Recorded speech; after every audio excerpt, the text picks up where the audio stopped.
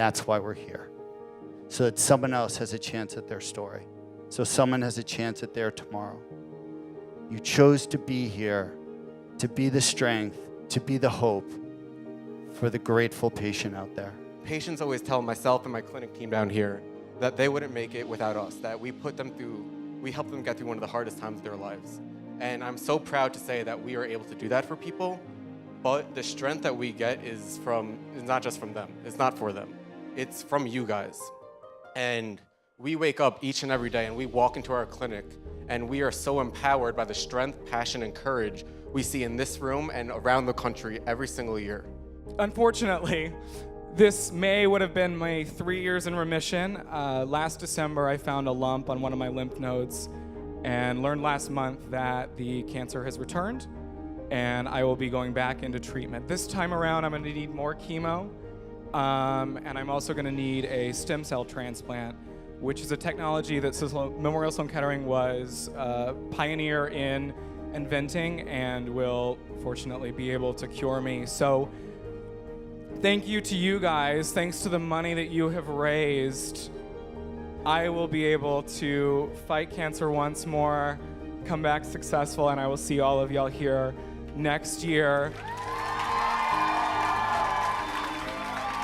Today is an important day. It's not just my birthday. It's not just my 6th year of participating in Cycle for Survival. It's actually the 6th birthday that I've celebrated after finishing treatment for Ewing sarcoma at Memorial Sloan Kettering. Already, we've created a new era in rare cancer research, and we really need to keep the momentum up. If each of us tries to raise a little bit more over the next few weeks, if each of us make sure to come back next year and bring friends, we can get to a point where when the next generation faces rare cancers, their stories will all end well. I was diagnosed with Hodgkin's lymphoma last May. I met with a number of top doctors in New York City prior to starting my treatment, and the vast majority of them recommended the same outdated treatment protocol that had been around since the early 1980s. Finally, I went to Memorial Sloan Kettering, and everything there was different.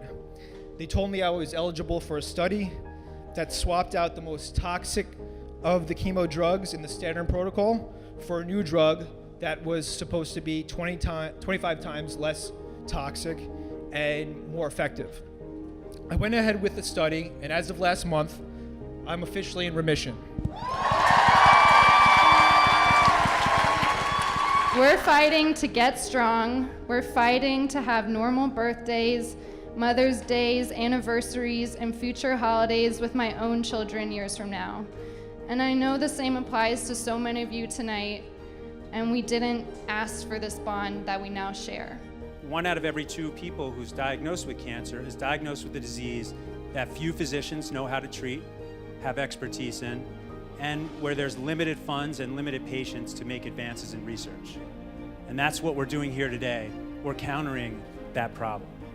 With the grant that I received from Cycle for Survival, we were able to do the first study evaluating the genomics, the genes that make up germ cell tumors in almost 200 patients. And we identified 2 genes that are responsible for 25% of the cases that are resistant to chemotherapy.